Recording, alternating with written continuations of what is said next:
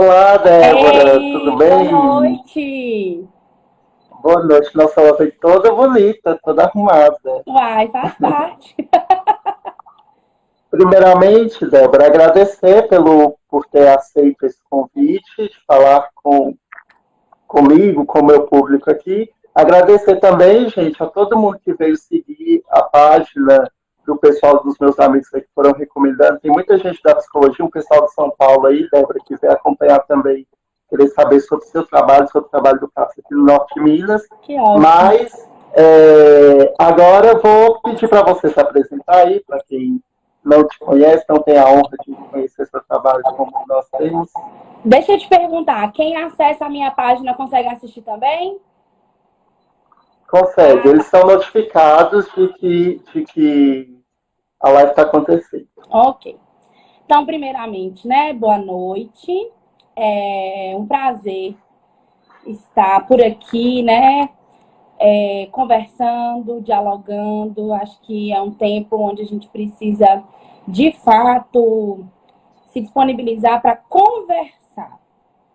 A gente precisa conversar, a gente está supondo muito as coisas, reprodução de muita fake news, né? É um pouco das nossas questões da contemporaneidade. Então, a gente precisa bater papo, né? Conversar, debater, ampliar debates tão ricos assim, a nossa prática. Então, me apresentar. Meu nome é Débora, né? Eu sou psicóloga, com especialização em psicanálise, com uma formação continuada em psicanálise, né? Que a gente sabe bem que não é uma formação que tem fim, né? Então a gente está aí nesse processo. Atualmente eu coordeno o CAPS 2 de Montes Claros, aqui da cidade de Montes Claros, no norte de Minas. Nós temos apenas esse CAPS modalidade 2 na cidade, né? Nós temos outros CAPs, eu vou falar adiante sobre os outros dispositivos, né? E para cada público. A minha trajetória, ela se inicia na atenção primária, né? Assim que eu formo, eu vou compor uma rede de atenção primária no município, que não é Montes Claros, pelo contrário, um município bem pequeno, onde eu fui a primeira psicóloga da saúde dessa cidade, desse município. Então, eles contavam apenas com o serviço do CRAS, lá na Secretaria de Desenvolvimento Social, não tinha nenhum trabalho da psicologia e nem de saúde mental nesse município. Então, por ser um município muito pequeno, como é ainda até hoje, não contava com a possibilidade de um CAPS. Então, a primeira ferramenta, né, foi um NASF, que é o Núcleo de Apoio à Saúde da Família, onde a gente começa a repensar as práticas e o acolhimento em saúde mental na atenção primária. Então, inaugurar essa prática, para mim, eu gosto muito de dizer, de compartilhar, para que a gente também, outras pessoas, outros psicólogos que estejam assistindo, né, outros profissionais que compõem o corpo aí da atenção primária, a gente puder ampliar também essas possibilidades de um trabalho de atendimento, de acolhimento, das possibilidades de um trabalho em saúde mental.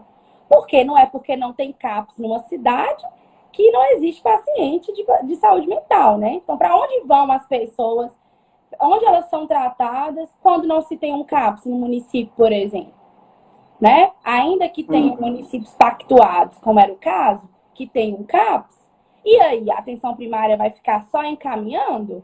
Ela vai fazer, né? Não só as pessoas em sofrimento mental, mas também as pessoas usuárias de drogas, né? Que a gente propôs a discutir aqui Exatamente. também para onde elas são encaminhadas Isso. normalmente. Porque a gente entende que tem uma portaria, que tem ali uma lógica para se ter um CAPS, mas e daí? E aí as pessoas que estão na atenção primária? A gente vai ficar só fazendo encaminhamento ao psiquiatra da cidade pactuada de um CAPS? Ou a gente vai acolher, fazer educação permanente com a própria atenção primária, com a própria equipe de saúde da família, né? Porque aí a gente precisa pensar nas práticas antimanicomiais. E muitas vezes eu acho que é importante a gente localizar que a gente fica né, na bandeira antimanicomial, nos movimentos, algo que eu acho muito pertinente, mas a gente precisa se interrogar o que a gente está fazendo, onde a gente está atuando. Porque não é só simplesmente ficar fazendo discurso contra o Protomente, contra o hospital tal, contra a comunidade terapêutica, contra o modelo asilado de tal lugar, contra a contenção mal feita, contra o abuso de medicação, a nossa era da medicalização. Sim, a gente precisa interrogar. Mas eu acho que nós, profissionais, a gente precisa também interrogar a nossa prática, né? A nossa prática dentro dos serviços vários. A gente vai falar de CAPS, que é onde eu estou hoje, mas eu sempre gosto de iniciar contando onde eu estava, que eram muitos desafios em ser a única psicóloga de um serviço de saúde, compondo um NASF que assistia mais de 3 equipes, como é a realidade de vários lugares. Eu tenho certeza que vários psicólogos passam por isso, de se ver um pouco até atado, assim, na rede de atenção primária, mas dá sim para desenvolver uma assistência, um trabalho bem interessante, né? De fazer circular a palavra daquele que sofre, de produção de grupos, tanto com essas pessoas, né, assim, com sofrimento psíquico ou sofrimento psíquico gerado a partir do uso, do abuso do álcool e de outras drogas, né? Eu acho que, sobretudo, Nicolas, a nossa prática, ela precisa interrogar o espaço e a palavra dos sujeitos em sofrimento, seja ele de que ordem for. Então, o que a gente está fazendo nesses espaços? Né? O que a gente está produzindo? É lógico, nós vamos falar desses desafios políticos, dos desafios da nossa era contemporânea, mas, em primeiro momento, eu queria interrogar a nossa prática nos espaços onde a gente está, na educação, na atenção primária, né? No modelo que a gente estiver aí trabalhando, a gente precisa interrogar sobre que profissional é esse. Eu sou um profissional antimanicomial mesmo? Será mesmo que eu sou um profissional que quer escutar a loucura do outro, né? Será que eu quero mesmo fazer a palavra do sofrimento, da sua questão, da sua relação com a droga, por exemplo? Será mesmo que eu quero que ele me conte o que ele quer inserir no tratamento dele? Ou eu já tenho um saber pronto, é abstinência mesmo, é uma ruptura disso aqui, né? Então, a gente fica, às vezes, muito tomado pelas impossibilidades, que realmente são muitas, porém a gente produz pouco, a gente produz muito pouco nesses espaços onde a gente está inserido. Uhum. E uma outra coisa é que também, como a gente precisa discutir sobre saúde mental nos espaços fora do CAPS, né? Fora do ambiente do SUS. Por exemplo, dentro da própria educação, eu ministrei um curso essa semana junto com uma colega que está aqui presente, a Sandy Magalhães, e foi preciso que nós discutíssemos bastante sobre saúde mental, ao discutir gênero, preconceito, sim, sobre como tudo isso, todas essas vulnerabilidades produz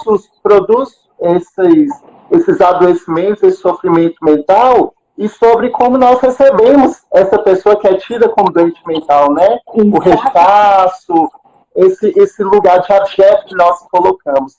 Mas, Débora, antes de tudo, eu gostaria que você explicasse o que é esse tal de CAPS. Porque eu sei que tem muita gente que não sabe, tem muita gente que nunca ouviu falar, e uma coisa que me surpreendeu, muita gente da área da saúde, que não ouviu falar, a Bárbara, eu acho que ela está aqui presente, eu compartilhei um episódio com ela algum tempo atrás, de um vizinho meu aqui, que cresceu com a gente, que ele entrou em um surto, e ele apareceu aqui na rua, da minha casa, em um surto, e aqui tem muita gente que é da enfermagem, que é da medicina, mas principalmente da enfermagem, que trabalham no SUS e não souberam para onde encaminhar, não souberam o que fazer com ele. Então me espantou muito que as próprias pessoas da área da saúde não tenham ainda conhecimento sobre essa questão. Então explica para a gente o que é esse tal de CAPS, que você falou.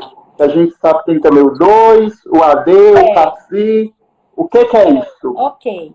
Então, já que eu disse que eu vim da atenção primária, que eu vim lá da atenção básica, ou seja, essas UBS, a unidade de saúde que tem aí em cada território, ela é a atenção básica, né? Ela é a porta de entrada para qualquer tipo de demanda em saúde. A partir dali vem os encaminhamentos, vem onde a gente vai pensar cada lugar de assistência. Ok. Na atenção secundária, a gente tem uma RAPS, né? Uma rede de atenção psicossocial, né? Criada aí desde a reforma psiquiátrica, mais de 20 anos nós temos aí esse modelo diferente, que marca uma diferença dos modelos asilares, onde a gente tinha os hospitais psiquiátricos, os chamados também holocaustos brasileiros e manicômios, onde qualquer pessoa que tivesse alguma questão fora do comum, seja pelo uso de álcool e outras drogas, seja uma mãe solteira, né, no caso, como era chamado antigamente, seja alguém ali com a sua homossexualidade, seja com alguma perturbação psíquica, alguma questão depressiva, qualquer quadro clínico ou até não clínico que levasse a algo fora do padrão social, né, era levado para lugares com esses modelos asilares, sem clínica nenhuma, sem nenhum cuidado assistencial, a fim de isolá-los, né, até que morresse. A ideia era realmente que eles não retornassem, nem se reinserissem no espaço. Era entendido, né, assim, muito antigamente, até hoje a gente discuta, mas hoje a gente pode pelo menos confrontar, antes não tinha nem essa possibilidade, de que a loucura era algo demoníaco, né, que comportamentos fora do padrão, né, social do que era esperado, era alguma invasão demoníaca, ou bruxaria, coisas do mal, e eram levados para esses modelos. Com a reforma psiquiátrica que foi conquistada pelos trabalhadores da saúde, isso é muito importante a gente lembrar, que inclusive somos nós, trabalhadores, que vamos continuar fortalecendo e inventando novas formas de assistir esses resistindo contra o desmonte, né, principalmente do governo atual. Aí pensa-se em uma outra lógica de tratamento, e a gente tem aí uma rede de atenção psicossocial composta por um CAPS, que é um Centro de Atenção Psicossocial, né? Onde ele tem várias modalidades. A gente tem, por exemplo, o CAPS-I, que é o CAPS Infanto-Juvenil, que ali é recebido e assistido sujeitos, né, crianças de 0 aos 18 anos, então infanto-juvenil, adolescentes, né, até os 18 anos. A partir dos 18 anos, a gente vai para o CAPS-2, que é o CAPS que eu coordeno aqui em Montes Claros, que é um CAPS adulto, né? E aí eu estou falando um CAPS adulto para o que a gente pode chamar todo tipo de sofrimento mental que não esteja associado a álcool e outras drogas. Por quê? Porque esse sofrimento mental produzido ou a partir de, ou a droga ou o álcool como centro, né, assim, da vida desse sujeito, ainda que não tenha desenvolvido nenhuma psicose, nenhuma outra coisa, ele tem um outro CAPS para assisti-lo, que é o CAPS-AD. Todos esses, uma modalidade não 24 horas. O I, o 2 e o AD2 funcionando aí de 7 da manhã até as 18 horas. Não aberto aos finais de semana. Aí nós temos um CAPS AD3, que aí sim é uma modalidade 3, que aí funciona 24 horas, né, com assistência noturna, com uma equipe técnica noturna e nos finais de semana. Nós ainda não já foi instituído em Montes Claros? Já temos. Ah, tá, o 3 já, 3 sim. O AD3 existe, funciona lá no bairro Planalto, né, um complexo lá, que funciona junto com a unidade de acolhimento, né? A unidade de acolhimento é um outro dispositivo da rede, substitutivo ao modelo asilar para pacientes em tratamento, né, com a sua questão com álcool ou drogas. Então, vamos recapitular. Deixa eu só recapitular uma coisa. Quando você fala modelo asilar, é porque às vezes, se a gente talvez usa alguns termos técnicos que estão muito na nossa área, assim, a gente talvez não se faça compreensível, né? Um modelo... Seria os manicômios. Exatamente. É um hospital de internação intensiva, né? Que nem prevê alta, inclusive, né? Que aí não... As pessoas entravam e ficavam lá para o resto da vida. É uma internação, assim, sem clínica. Sem se fazer clínica. Então, o CAPS é um centro para receber essas pessoas como se fosse um posto de saúde para receber essas pessoas que têm esse sofrimento. Exatamente. É uma unidade de saúde na atenção secundária. E aí é importante a gente falar, já que a gente está falando sobre o fluxo. É um serviço de porta aberta, não tem agendamento, é um serviço do SUS, é um serviço gratuito, né? Qualquer pessoa que precisar pode procurar o serviço do CAPS. Aí, o interessante é assim, ele precisa ir, ele acha que ele tem que ir, ou ele está em crise, né? Preferencialmente, e é isso que eu queria também apontar, hoje, a gente precisa desassociar que dentro de um CAPS só vão chegar as psicoses ou os transtornos mentais mais graves do mundo inteiro, que a pessoa está dissociada, que a pessoa está delirante pra caramba, que é só no último caso. Não, isso já passou.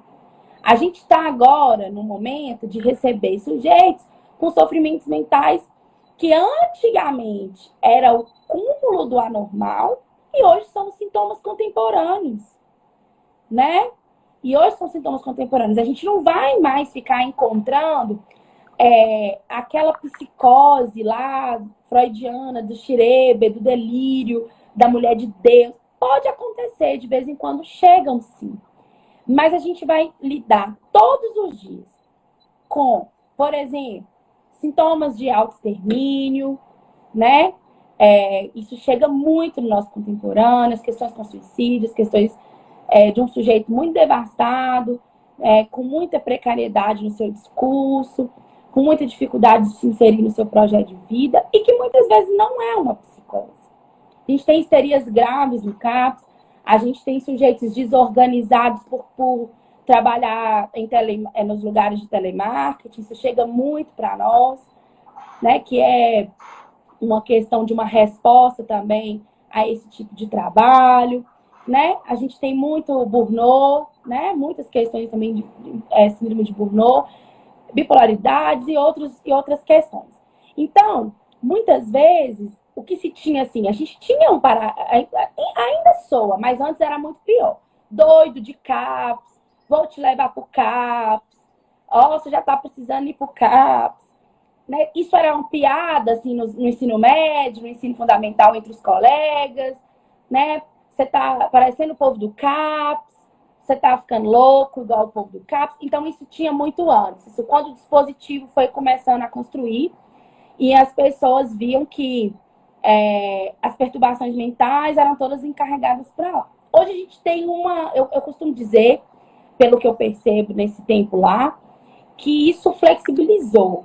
Né? As pessoas costumam agora procurar o serviço com muita ciência, às vezes assim, eu não estou bem, preciso de um atendimento especializado, eu estou com uma questão com a morte, eu estou com uma questão com o meu corpo, eu estou desenvolvendo alguma coisa. As famílias também começaram a perceber, né? A informação começa a chegar, comportamentos depressivos, fortes, automutilação.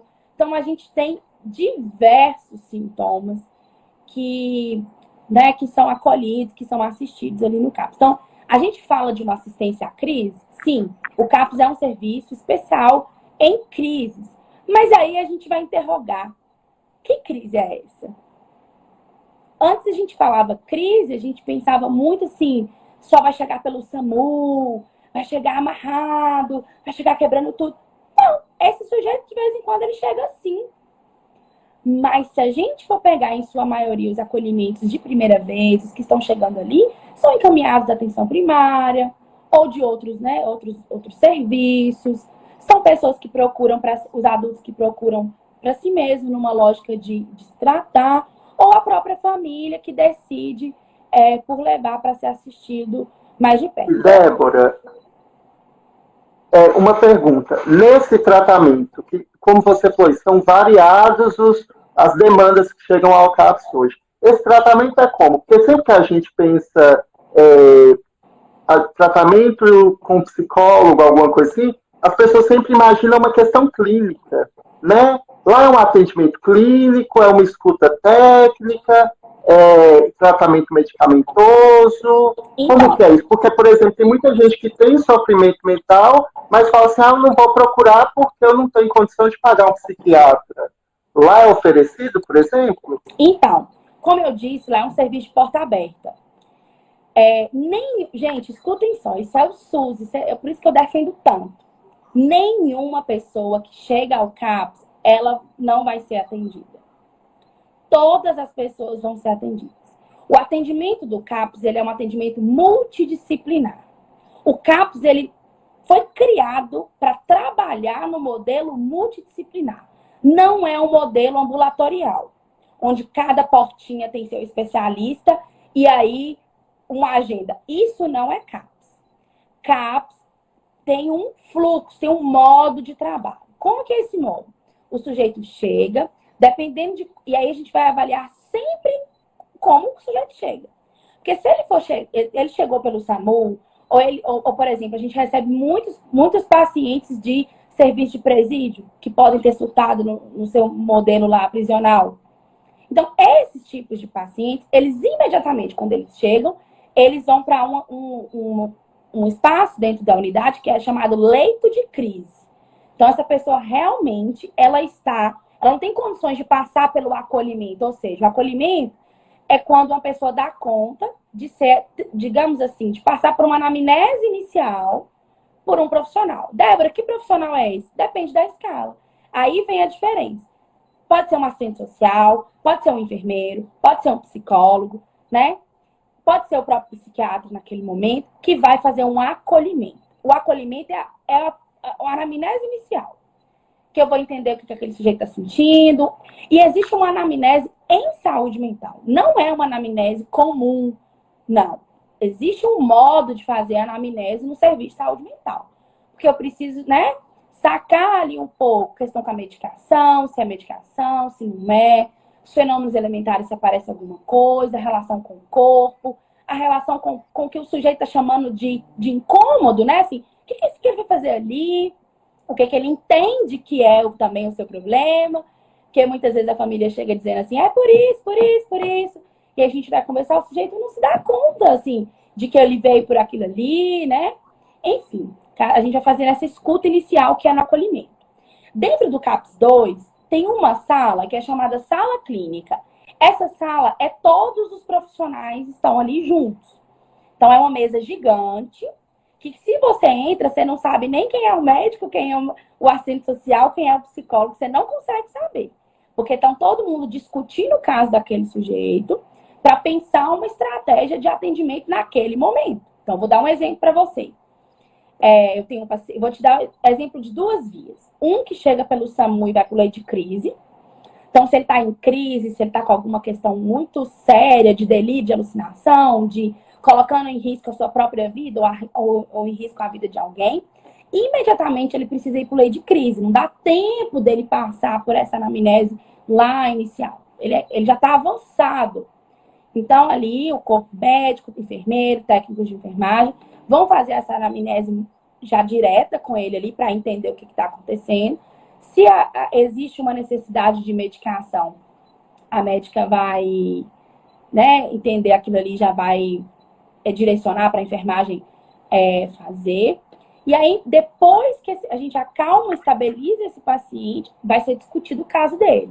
Porque aí a gente vai precisar pensar uma coisa que existe, que é um dispositivo de dentro do CAPS, chamado PTS, Projeto Terapêutico Singular.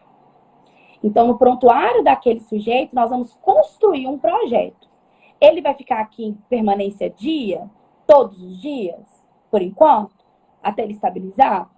É uma possibilidade. Então, vamos primeiro, segunda a sexta, intensivo no CAPS. Vai vir 8 da manhã, aí a gente tem o café da manhã, a gente tem um almoço, tem o café da tarde, e aí o familiar busca às 6 da tarde.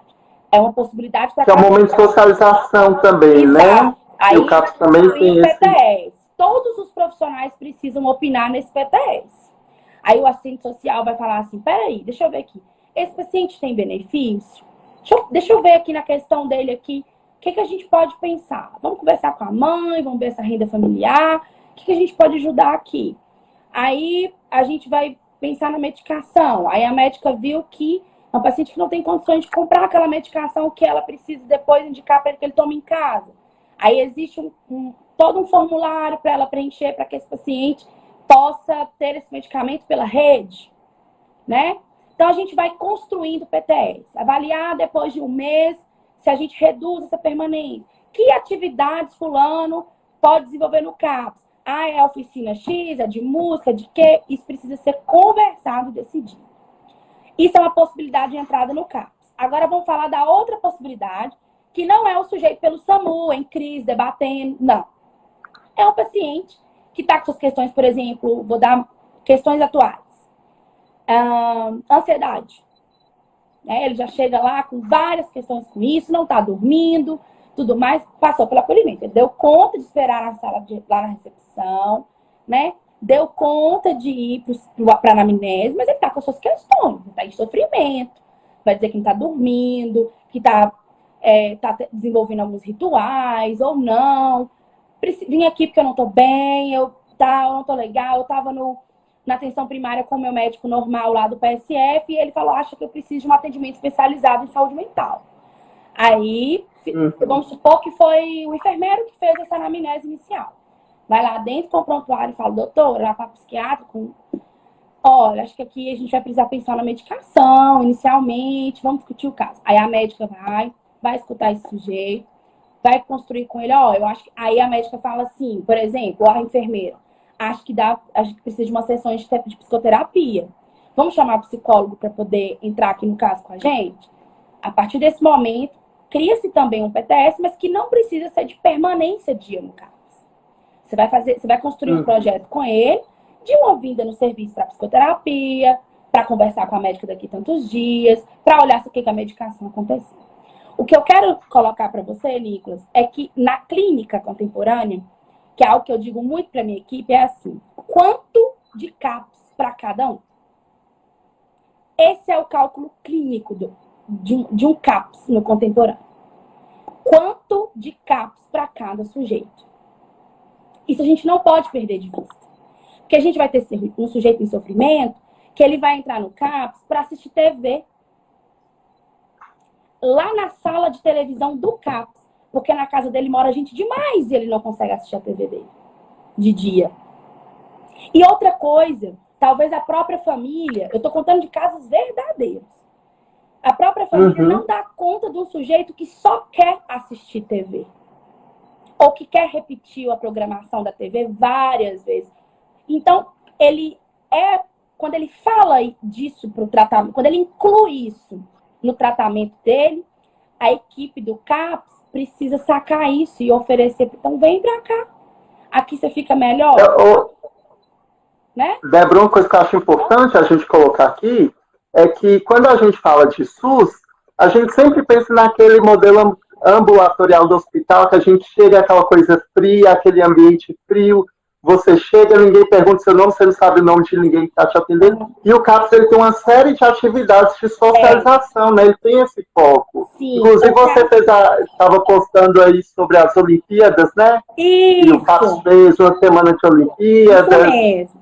O CAPS ele precisa ser um lugar, assim, o que eu digo? A gente lida com o resto. No CAPS chega o resto. O sujeito já passou em vários lugares. O sujeito já passou por muita coisa. Ele já foi em muito lugar antes de chegar no CAPS. O CAPS nem sempre é o primeiro lugar, não. Ele já tentou muita coisa. A família já tentou coisa demais com ele também. Pela via religiosa, pela via da internação clandestina em outros lugares. Ou esse sujeito já foi preso, esse sujeito já teve sua violação de direitos em diversas ordens. Esse sujeito está devastado em diversas ordens. E ele chega no CAPS. E o CAPS é um trabalho com esse resto. E é aí que eu acho que a psicanálise ela faz uma oferta muito interessante, que é inventar a partir do resto. que invenções possíveis com o resto. E aí a gente vai trabalhar com isso, porque o psicótico, por exemplo, não diz tudo. O psicótico não fala tudo, mas ele pode amassar um papel, ele pode desenhar, ele pode vomitar, ele pode rir, ele pode contar a história 10 vezes. Ele vai falar de um outro modo. E o CAPS é um lugar que precisa trabalhar com o modo que o sujeito quer ser tratado, né? Assim, dar um lugar à palavra para trabalhar com o resto. Então, eu vou ter um paciente, como eu tenho lá, que ele vai entrar no CAPS, ele vai rodar lá no pátio, cantar 3 vezes a música dele e vai embora. Ou ele quer fumar o cigarro dele lá dentro do CAPS, ele quer ouvir a música, ele quer ouvir o rádio da copeira. Ele paga todo dia para ouvir o rádio da cozinha. E ele vai contar alguma coisa sobre isso. Às vezes ele vai chegar e dizer assim, olha, eu preciso ser internado. Eu acho que eu preciso ser internado, eu não tô legal, pode me conter quimicamente. Tem sujeitos que dizem isso pro próprio tratamento, incluindo no tratamento. Tem sujeito que você faz um projeto para ele segunda a quinta e ele faz errância. É um projeto frouxo, ele não volta. Ele que cria o projeto dele. Tem sujeito que chega lá que enquanto não comer e tomar um banho, não consegue conversar. Então, CAPS é esse lugar da pluralidade do humano nas suas mais diversas ordens, né? Então, para trabalhar no CAPS... É um lugar que devolve para essas pessoas a posição do sujeito, né? A humanidade. Exatamente. Que é essa clínica também da cidadania, que quando você fala sobre as Olimpíadas e sobre todos os outros eventos que a gente já fez ali, que é interessante a gente citar, por exemplo, as Olimpíadas, e eu fico muito avisada, assim, desde a minha formação, tanto na psicologia quanto na psicanálise, em supervisão. É o que eu sempre insisto, né? Dentro de um CAPS precisa passar o que se passa no mundo, o que se passa na cidade, o que se passa, né, assim, no território. Então, veja bem, um sujeito que nunca ganhou uma disputa na vida, ele é medalhista. Ou que nunca foi autorizado a participar. Ele nunca ganhou uma disputa na vida, em nada. Eu não estou dizendo só de competições de maratona, de jogos de esporte, não. Eu estou falando na vida. É um sujeito que nunca ganhou uma disputa. E ele é medalhista. Ele tem a possibilidade. E a gente está lá agora com os pacientes que receberam medalha. Eles não estão tirando a medalha nem para tomar banho. Chegaram na segunda-feira, que é a semana passada, que foi a Semana das Olimpíadas, com a medalha no peito, assim. Pensa só isso, gente. Pensa o sujeito, pela primeira vez, ver um hasteamento de bandeira, cantar o hino nacional do seu país, sabe? Isso é a clínica da cidadania, onde a gente vai pensar em estratégias para assistir esse sujeito, devolvendo a possibilidade dele de se inserir no mundo de um jeito próprio e de fazer parte do próprio tratamento. A grande diferença, que eu acho que a gente pensa aí no modelo antes-reforma psiquiátrica e pós-reforma psiquiátrica, é um sujeito incluído no seu próprio tratamento. Não é eu que sei. Né? Assim, a gente faz um exercício ali de escuta dentro de um CAPS, onde eu não estou ali tratando a doença. Eu estou tratando uma pessoa, um sujeito. Não é a doença. Né? Um caso nunca ensina o outro. A gente vai ver isso o tempo inteiro no CAPS. A gente precisa lidar, inclusive, com o mal-estar disso. Porque dá trabalho escutar. Dá trabalho. Como assim? O mesmo diagnóstico, os mesmos sintomas, e o sujeito inventando uma outra coisa para o seu tratamento. O sujeito fazendo outra coisa para né, assim, para viver ou para morrer, inclusive, né? Então, essas políticas de morte, né, essas políticas devastadoras, segregadoras, higienistas, que pretendem colocar esse sujeito sempre calado, silenciado, morto, né? Eu falo isso, se não fosse, eu digo isso sem medo de errar. Se não fosse um CAPS, os dispositivos de CAPS e a RAPS, né, a Rede de Atenção Psicossocial, tinha muita gente morta.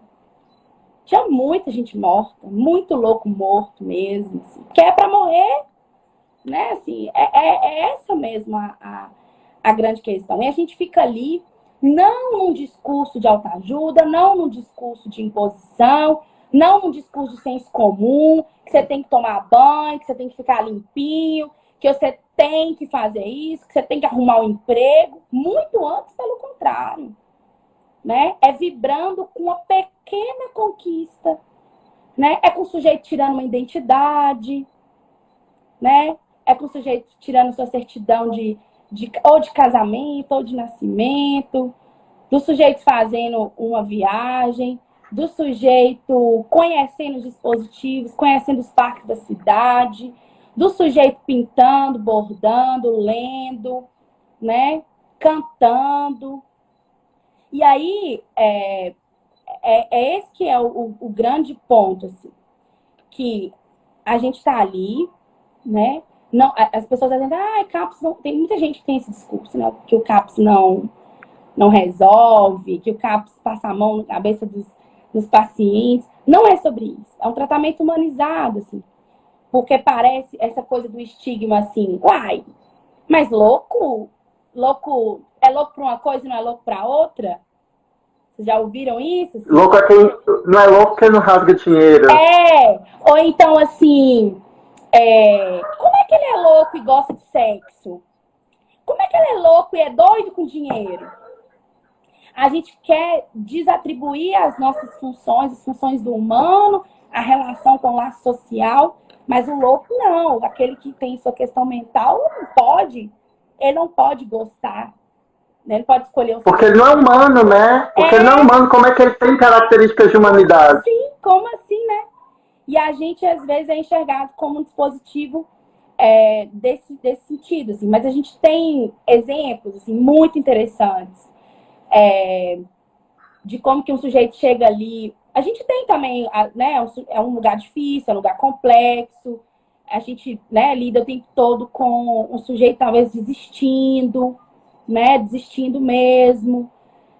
Reiteradas vezes, a gente tem, porque eu não falei, mas a gente tem hoje, no lugar desses modelos manicomiais de internações intensivas sem nenhum cálculo, a gente tem os leitos regulados pela portaria em saúde mental. Na cidade de Montes Claros a gente tem 8, com 2 hospitais, né, do SUS, que aí a gente faz quando o paciente... Porque o que acontece? A internação no leito de saúde mental no hospital, ela é parte de um tratamento. Ela não é a única possibilidade. É tanto que as vagas são reguladas pelo CAPS, junto à sua coordenação de saúde mental. Né?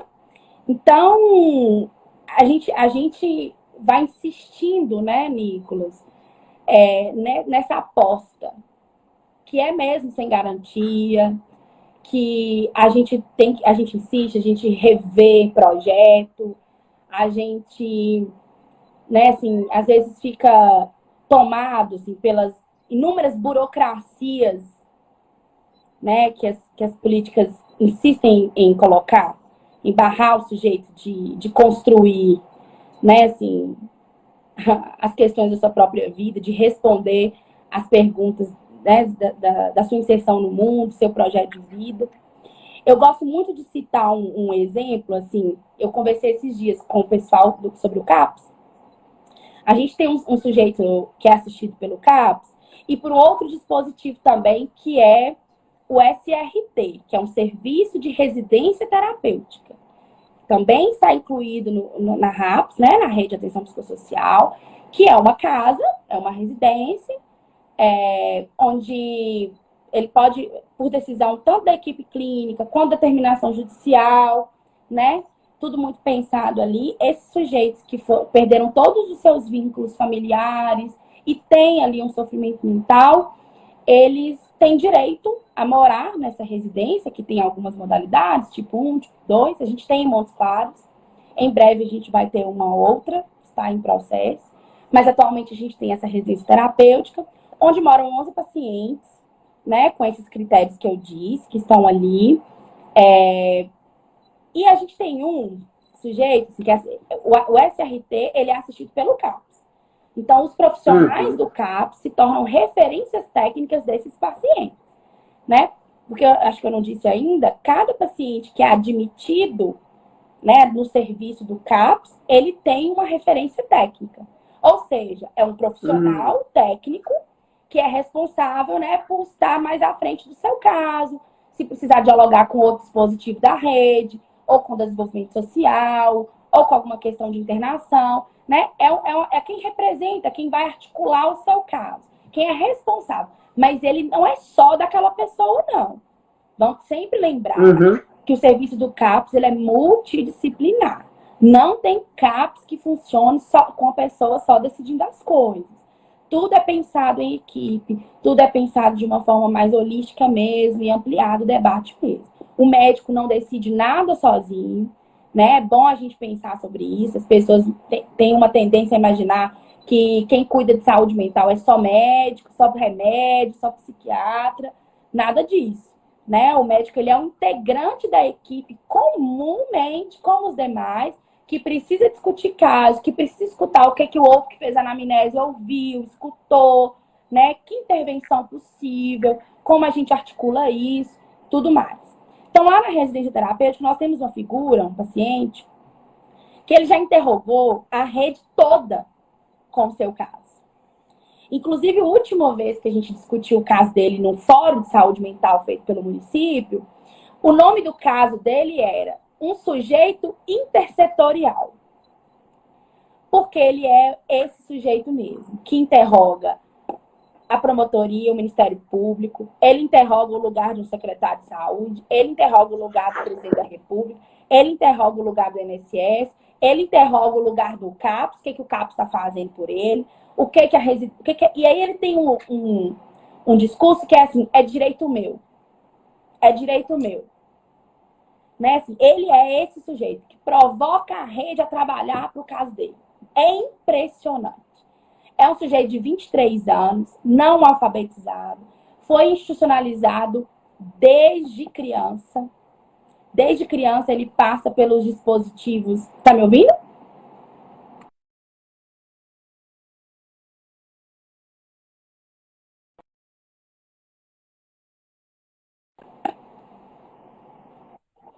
Aí. Tava me ouvindo, não? Tá. Desde criança é um sujeito institucionalizado nos abrigos da cidade, né? Cada idade ele foi passando por uma outra instituição. Então, sempre institucionalizado e sempre interrogando uma questão que é o termo jurídico que o juiz colocou para ele, que é incapaz.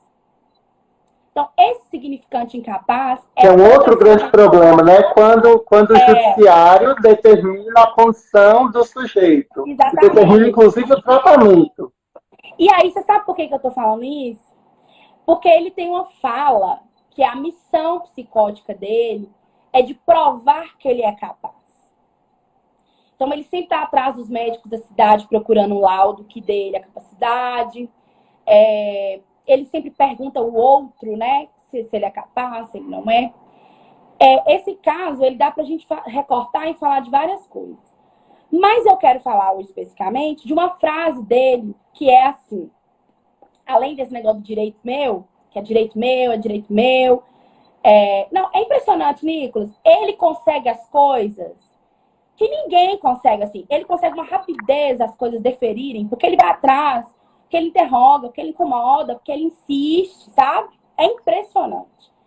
Ele consegue as coisas com isso que ele tem muito bem avisado de que é o direito dele, o que o Estado está fazendo por ele, a superintendência, o Ministério Público, a segunda vara da família, todos os dispositivos da rede, ele acessa e interroga as pessoas a trabalhar. É impressionante. Mas ele tem um negócio que é assim, eu quero gerir minha própria vida. É essa a grande questão dele. Ser capaz, assim, ele quer um laudo, ele quer alguém que liberte ele da curatela, da interdição, né? Ele quer isso, ele quer provar isso. Clinicamente, a gente entende que ele tem, né, essas precariedades para poder dar conta da gestão do dinheiro. Mas o que eu quero dizer assim, Me falem aqui, quem aqui sabe gerir a própria vida com tanta facilidade como a gente acha? Isso me interroga diariamente. Quem gere a própria... Gente, como é que é gerir a própria vida? Será, assim, que é fácil mesmo? Assim, ele faz uma interrogação. Será que é possível? Não, ele faz essa interrogação, assim, cotidianamente. Ele liga na minha sala mais de não sei quantas vezes, assim. Mas eu fico sempre pensando, assim, com esse negócio que ele faz, assim. Eu quero gerir minha própria vida. Eu sei gerir minha própria vida. Eu vou provar que eu sei gerir minha própria vida. E o quanto que isso é custoso.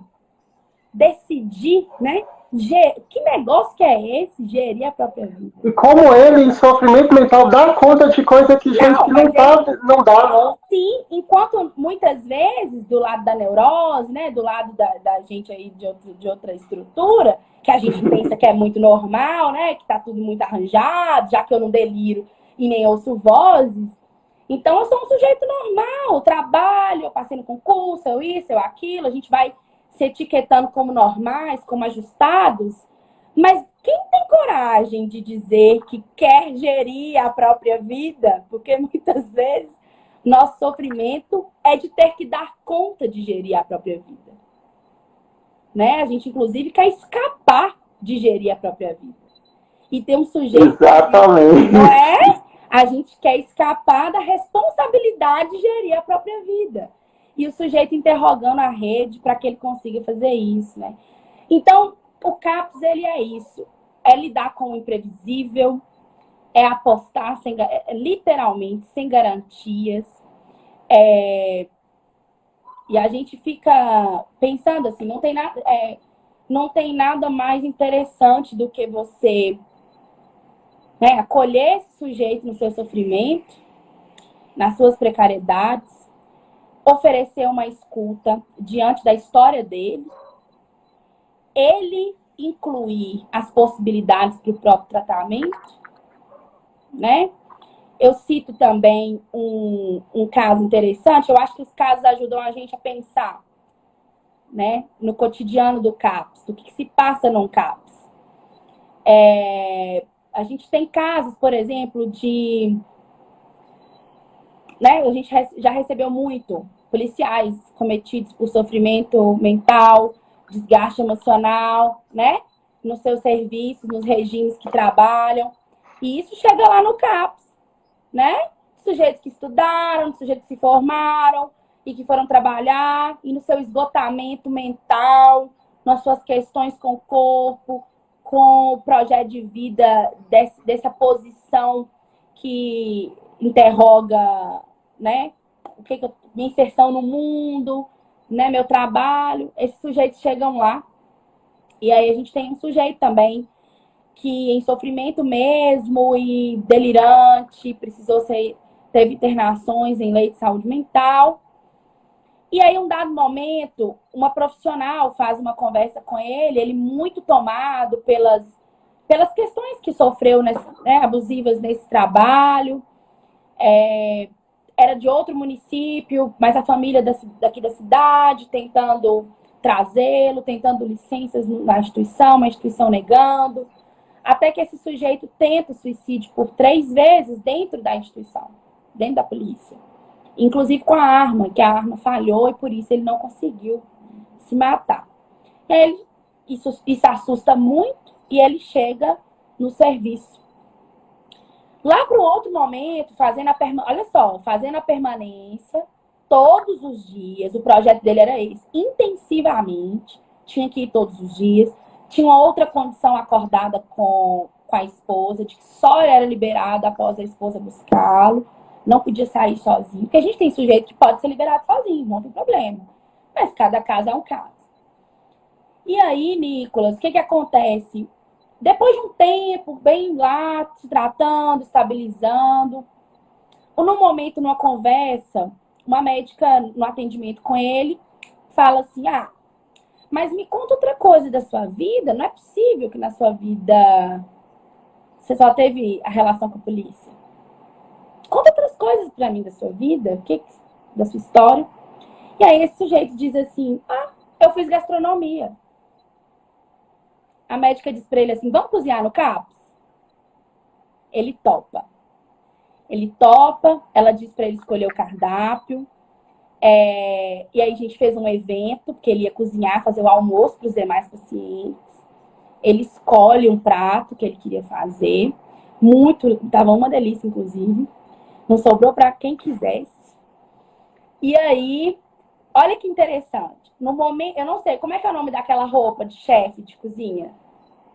A doma. Exato. Ele leva a doma, leva tudo. Quando ele tá indo abotoar os botões que estavam assim, né, da doma, ele fala assim pro profissional que estava do lado dele, estou mudando de farda. E nesse momento é feito com ele, assim, aposta numa possibilidade. Ele cozinha, fala isso. Foi muito interessante, assim, ver o percurso. E uma outra coisa que chama a atenção, assim, a equipe faz essa escuta, ele fica muito feliz com o evento, mas pede que não fosse fotografado para que isso não fosse confundido com estar fingindo estar em sofrimento. Porque o que se entende, já que ele estivesse cozinhando com uma outra farda, né, assim, fazendo uma outra coisa, é que ele estava bem demais. E interessante porque quando ele chega, muito tomado por aquilo que não era possível fazer no trabalho da polícia, que ele fala assim, lá não se pode sentir. Né? Assim, lá um homem, um policial, não pode sentir as coisas. E aí, no consultório onde ele estava sendo atendido nesse dia pela médica, tem um quadrinho escrito assim, aqui é permitido sentir muito. E aí ele fica conversando com essa frase um bom tempo. E foi a partir dessas possibilidades de escuta, dessas intervenções, onde ele vai costurando o que ele fez hoje com a vida dele, né? Hoje ele já está em outro estado, abriu um restaurante, está cozinhando, né? Está lá trabalhando com isso, com o concurso da gastronomia, ressignificando a vida, sabe? Então, é isso que... O que é muito interessante, Débora, para a gente ver que essas pessoas que passam por essas situações, ou por esses casos, ou por esses momentos na vida de sofrimento mental, são pessoas como nós. Amanhã pode ser um de nós lá, né? Sim, amanhã pode ser eu, você, alguém que está aqui assistindo. Exatamente. CAPS não tem contraindicação, né? O sujeito, inclusive cada vez mais sujeitos do contemporâneo tomados aí, atravessados, né, nos corpos, né? Porque, inclusive, eu acho que é interessante quando você fala sobre isso, de que pode ser um de nós, a gente não pode deixar de lembrar, assim, em que contexto político a gente está. E a gente fica... É interessante, assim, porque a gente tem a reforma psiquiátrica, a gente cria dispositivos de assistência, modelos que substituem práticas manicomiais, e aí a gente não consegue avançar, sabe por quê? Porque a todo momento nós estamos sendo ameaçados daquilo que a gente construiu. Então a gente não consegue avançar porque a gente, além de ter lutado para conquistar, agora a gente tem que lutar para manter. É uma prática democrática muito recente, né?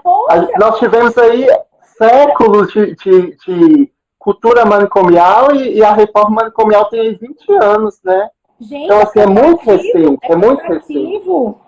Cansativo, trabalhador né, do dispositivo de saúde pública, do SUS, da saúde mental, de onde for, cansativo. E a gente tá vivendo tempos ameaçadores, né?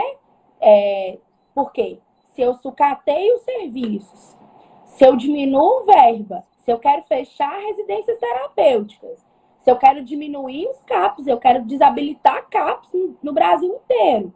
Se eu desabilito o NASF, que é de onde eu vim, que é o Núcleo de Apoio à Saúde da Família, lá da atenção primária onde não tem CAPs. Se eu vou retirando esses dispositivos de assistência, é para fazer o quê? Para criar mais hospital, né? Hospital psiquiátrico, né, travestido aí de clínica, e aí eu meto dinheiro nas comunidades terapêuticas que não tem suporte clínico mesmo, clínico dessa clínica. Vamos falar um pouco, então, sobre as comunidades terapêuticas? Sim. Porque, assim, as comunidades terapêuticas, inclusive esse nome, né, há autores que dizem que esse nome nem deveria ser usado por essas chamadas fazendinhas, né? E aí tem muita gente aí, principalmente o pessoal, eu digo na minha própria família mesmo, já tiveram casos, que as pessoas, quando têm esse parente, esse indivíduo em sofrimento por conta de álcool e drogas, não sabe para onde encaminhar. Vai para a igreja, não dá jeito, manda para uma fazendinha. O que são essas comunidades terapêuticas? O que é isso? Porque tem muita gente que acha que isso é do SUS, tem muita gente que acha que isso é um método de tratamento eficaz. Então, e o que a gente, assim, que conhece um pouco, a gente sabe que é um manicômio revestido de outras coisas, né? Então, porque, primeiro, se eu só tenho um jeito, aí a gente precisa fazer esse questionamento.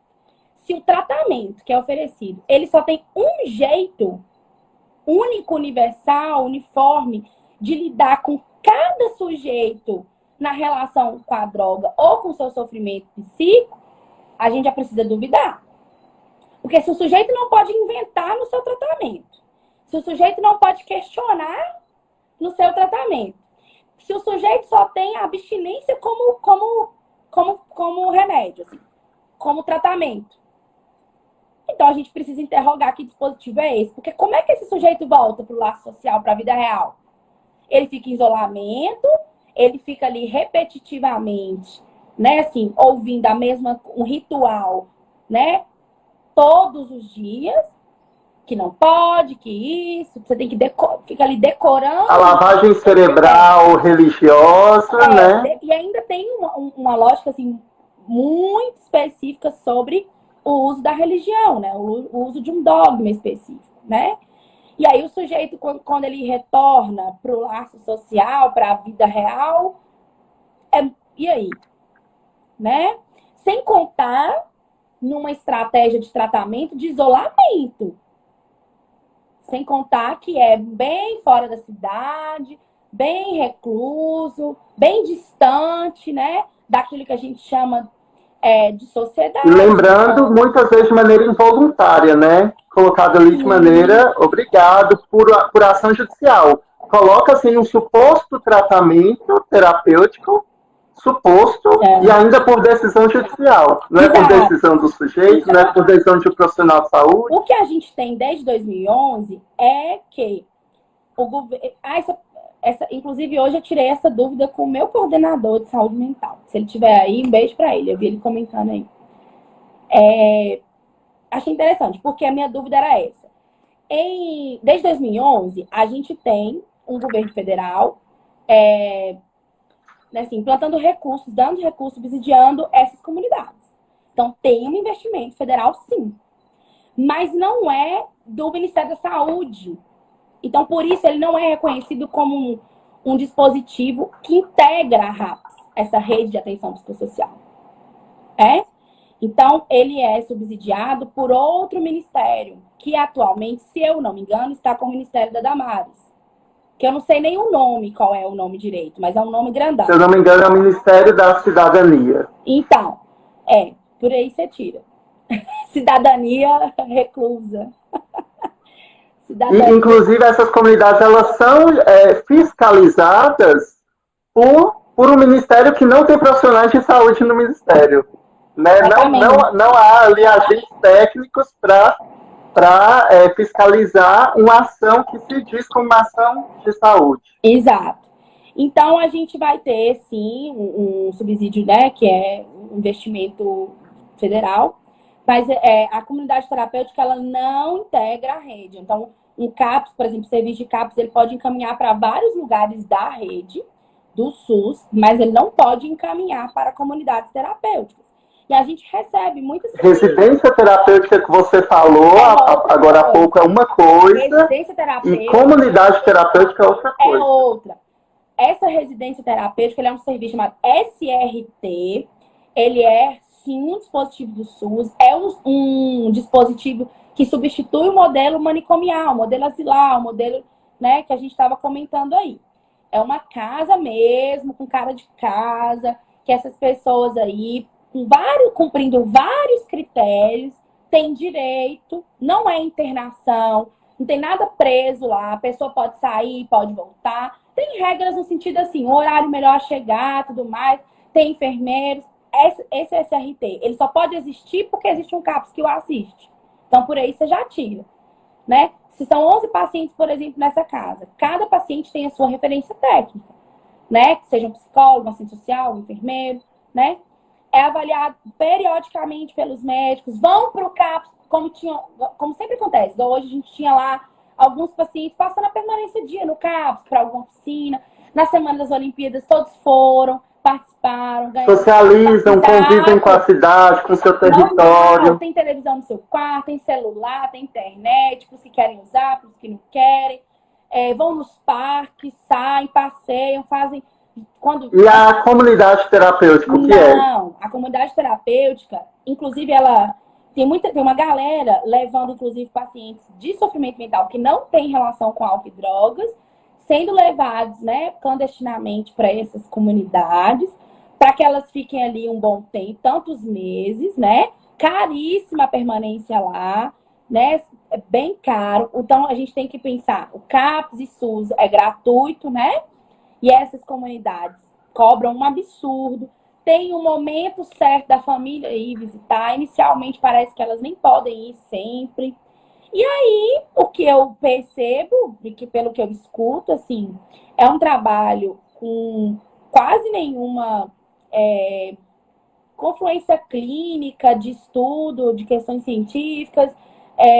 Geralmente, os médicos que topam essas coisas, assim, não são médicos que a gente pode recomendar, né? Inclusive alguns... Ou são médicos que são donos das clínicas, né? Exatamente. Porque essas clínicas geram lucros, assim como os manicômios, né? É uma maneira muito lucrativa de ganhar dinheiro. Exatamente. E aí, você tem ali um sujeito condicionado, né? Ele vai aprender como responder a um sujeito limpo, né? Ele vai aprender como se portar, né? Um sujeito sem as suas questões que o levaram ali. Então, inclusive, eles saem dali muito reproduzindo uma mesma fala. Vão sempre fazer a mesma coisa, né? Lavagem cerebral, né? Parece. E aí, você vai conversar e parece que a pessoa ali não raciocina bem. Ela reproduz algo que foi dito. E a pergunta é assim, cadê a singularidade do sujeito? Sabe por quê? Porque, assim, parece clichê, parece óbvio, quando o psicólogo ou psicanalista fica repetindo sobre singularidade, ou sobre a clínica do 1 a 1. Estava ouvindo agora há pouco, inclusive, a Ana Sui falando disso. E a gente fala disso o tempo inteiro. As pessoas, às vezes, não acham um clichê, acham bobeira, ou é óbvio demais, acha óbvio demais. É claro que é com a particularidade. Mas, às vezes, o que é óbvio é o mais difícil de se aplicar e o mais difícil de trabalhar. Trabalhar 1 a 1, quando a gente fala 1 a 1, a clínica do 1, a gente está falando daquilo que só pertence a ele. Daquilo que não tem outro jeito, em outro lugar de ser. É só aquele sujeito. Naquela história, naquele percurso, né? Não existe dizer assim, a relação, por exemplo, com a droga, a relação com álcool, com qualquer droga. É muito específica. A gente pode ter algumas coisas que se pareçam, mas o sujeito vai sempre contar algo muito singular dessa relação com o objeto, né? Com a droga ou com outras coisas. E escutar isso, como eu já disse, dá muito trabalho.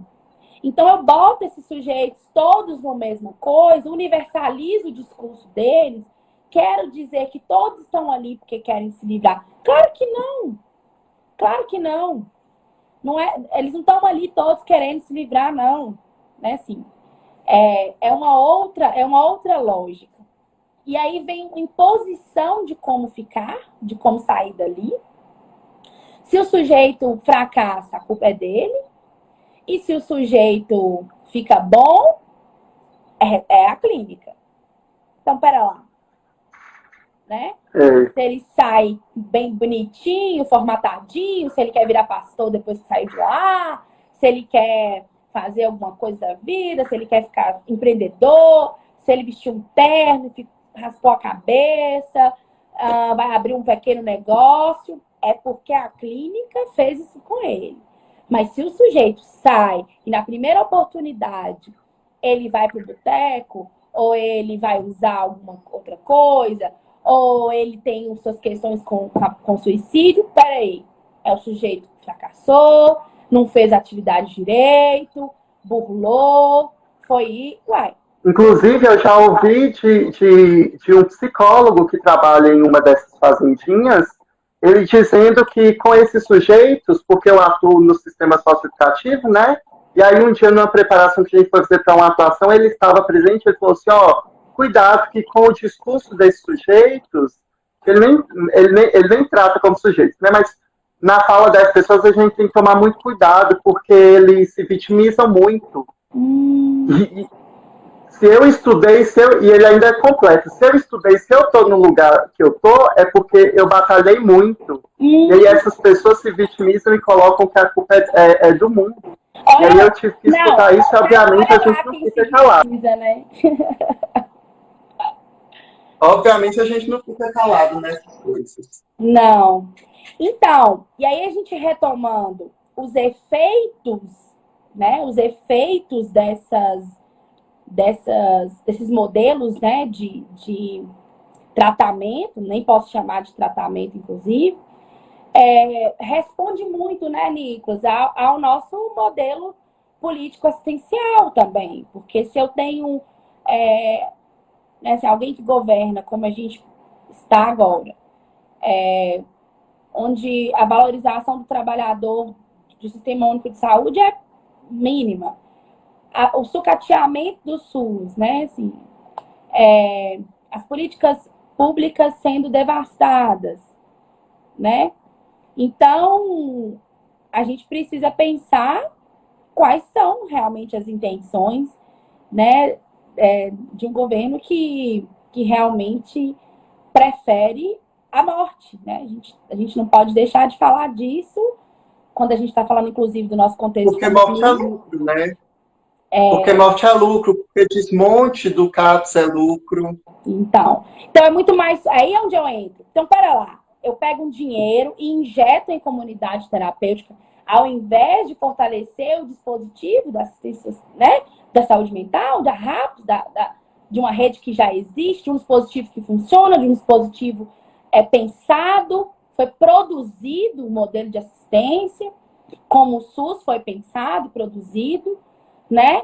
Então, peraí, ao invés de eu fortalecer, de eu subsidiar, né, de eu encontrar motivação dentro desse serviço, que é esse serviço da RAPS, eu pego e vou injetar dinheiro na comunidade terapêutica, que nem é um recurso construído, né, assim, não é um dispositivo credenciado, produzido, pensado no modelo de assistência, né? Então, por quê? A ideia é continuar apontando o furo dos CAPs, é continuar dizendo que não funciona, é continuar dizendo que não é legal, que isso é invenção, isso é fantasia, é continuar colocando o trabalhador da saúde mental num esforço sem valorização, como a gente tem aí as profissões sempre, né, assim, sofrendo muito para poder ter aí uma valorização, tanto de condições de trabalho quanto de salário. Então, há de se questionar, né, o que é mesmo que a gente está tentando produzir, né? Então, o CAPS, ele, inclusive, esse ano, no mês de maio, a gente produziu até uma camisa em um momento da campanha, que a gente colocou essa frase: existir, né? Assim, resistir para existir. É isso que a gente está fazendo mesmo, né? Resistindo para continuar existindo, porque é um serviço tão importante na vida das pessoas. No dia das Olimpíadas, a primeira paciente medalhista de ouro de dominó, e ela tá com a gente há muitos anos. Há muitos anos. E aí, no momento especial de dar entrevista, né? Os técnicos de enfermagem fazendo um repórter, entrevistando. E aí, o que você quer dizer? Você é a primeira medalhista, tal, tal. E a paciente, assim, emocionada, beijando a medalha, chorando e falando assim: eu quero agradecer pela iniciativa e dizer que o CAPS é a minha referência. Gente, não tem preço isso, não. Você vê o sujeito, assim, dizendo que... de dizer assim, quando eu chego aqui eu fico melhor, né? Assim, quando eu chego aqui eu fico mais tranquilo, né? Não estou dizendo, gente, que o CAPS tem uma porção mágica, não é nada disso, é trabalho. É trabalho. É trabalhar com o sujeito, assim, que às vezes não vai te falar Mais que tudo é nada. aposta, né? Sim, tem hora que o sujeito não quer falar, não quer dizer, tem hora que o sujeito só quer falar de outras formas. Enfim, mas o sujeito tem um lugar para sentir muito, né? Ele tem um lugar para poder, para levar o seu resto, né? Daquilo que sobra um pouco, né? Das devastações sociais e desse desinvestimento que acontece, né? Então, essa questão, eu chamo a atenção, assim, da gente sair um pouco, se interrogar um pouco da questão da luta antimanicomial, por conta das práticas mesmo, do pensamento manicomial, né? Onde a gente acha que é só um medicamento, onde a gente acha que esse sujeito ele tem que sumir mesmo da sociedade, que a gente tem que varrer ele, que ele não tem valor, né? Que ele não tem o que dizer, que ele não tem o que opinar, né? É isso, assim, as construções que se passa dentro do CAPS, né? É a clínica mesmo das singularidades, das várias e múltiplas singularidades, né? Das produções que o sujeito se atreve a fazer mesmo. Agora já caminhando, agora já finalizando, eu já quero agradecer todo mundo, gente, que participou. A gente não teve tempo, né, de ler os comentários, porque como vocês viram, é muita. Eu fui acompanhando tudo, mas é muito conteúdo que a gente tem aqui para aprender com a Débora. E Débora, desde quando eu te ouvi pela primeira vez falando sobre o carro, esses dias eu ouvi uma frase, eu até parafraseei ela um pouco, que é aquela que de perto ninguém é É do normal. Caetano. E que o CAPS, eu acho que ele faz a gente entender é o oposto. De perto ninguém é normal. E mais de perto ainda, todo mundo é normal. Somos todos iguais, Sim, somos todos gente, né? passa um pouco por isso daí, né? É muito bom, sabe? Eu falaria horas, assim. Porque disso que é um trabalho, disso que é produzido mesmo, assim, em equipe. É importante a gente lembrar que é um trabalho feito por muitos, né?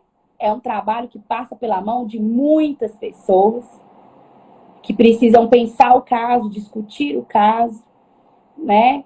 Pensar esse sujeito assim em várias faces, assim, várias faces. A gente precisa cada vez mais se destituir assim do que é do preconceito, do moralismo, do julgamento, dessa coisa do valor assim, do imperativo, né, de que você tem que ser assim, de que espera-se ser assim. E a gente vai trabalhando com essas apostas, Nicolas, todos os dias, assim, todos os dias, apostando, reinventando, o sujeito e assim estar aberto para aquilo que o sujeito indica para o seu tratamento. Como eu falei, né? Ele vai dando realmente avisos e pistas do que ele dá conta, do que ele não dá, né? E lembrando que esse sujeito não é alguém que está longe, né? Esse sujeito é alguém que convive conosco, ou talvez nós mesmos, né? Sim, Esse sujeito, como a gente se acostumou a pensar no modelo manicomial, é alguém que está longe, alguém que vai estar afastado. A gente tem que pensar esse sujeito, de quem nós falamos aqui o tempo inteiro, como alguém que está perto da gente. E que assim precisa estar, né? Não, e se a gente for fazer aqui né, para perguntar assim, como é que é a nossa relação com essa história agora que saúde mental? Que história que é essa, né? Que ninguém... Quem não tem as suas questões de saúde mental, que atira a primeira pedra, né? Aquilo que me desorganiza, nossa, aquilo que desorganiza a gente, como eu disse com o caso do paciente, que negócio é esse negócio de gerir a própria vida? Isso é difícil demais, né? É difícil demais. Então a gente fica interrogado por essas coisas, achando que é loucura, achando que as questões né, assim, fora do padrão, tão longe da gente, que a gente tá aqui bonitinho, que a gente não surta, né? Você vê, as palavras que antes eram, os termos que antes eram referidos aos loucos, lá né, da nau dos loucos, lá do Pinel, agora a gente fala de surto o tempo inteiro. Tudo agora é surto, todo mundo fica assim, eu vou surtar, não sei o quê, eu surtei. A gente começou Porque realmente estamos surtando, Sim, né? mas aí as pessoas começaram a usar esses termos que antigamente não se usava para outro cenário que não fosse realmente o homem do saco, não sei o quê, o Zé doido da rua, o doidinho de cada cidadezinha pequena que todo mundo conhece, que era aquele estranho, né? Essa coisa de louca, né? De louca, não sei o quê, tô ficando louca, tô perturbada. Isso não é à toa que começa a aproximar do cotidiano. Não é mais só né? Aquele lá observável, parecendo um monstro, um animal, né? As pessoas acham que ir para o CAPS é ir para o zoológico, que vai ficar passando. Não é isso, não. Eu estou dizendo a vocês, são sujeitos do cotidiano. Então, né? A gente tem que parar de imaginar que é um negócio do outro mundo. É do nosso mundo. É o nosso mundo, né? E aí a gente precisa dar lugar para a palavra desse sujeito, né? Para que ele possa se inserir na cidade, né? No mundo, no seu projeto de vida, com as suas questões, com as suas limitações, sim, né? Fazendo seu trabalho aí de se inserir no mundo. É isso. Débora, de novo, muito, muito, muito obrigado pela sua fala. Sua fala é extremamente potente, extremamente necessária. E eu não tenho palavras para agradecer de você ter aceito o convite de vir fazer uma live comigo aqui nesse humilde perfil. Ai, E, gente, obrigada. a live vai estar gravada, tá? Sigam lá o perfil da Débora também. Ai, que Pessoal, gracinha. Que parabenizando. lindo. Gente, é um prazer. Eu agradeço, Nicolas. Deu certo, tá vendo? Saiu. Mas, ó, tô aqui. Podem entrar em contato para perguntar, para a gente conversar. Estou à disposição. É um prazer falar do trabalho, falar do CAPS, falar da psicanálise, falar do cotidiano mesmo de trabalho. Eu desejo a vocês uma boa noite, tá? Agradeço muito a oportunidade de estar aqui dialogando. A gente precisa cada vez mais conversar sobre isso. Obrigado, gente. Tchau, tchau. Tchau, beijo.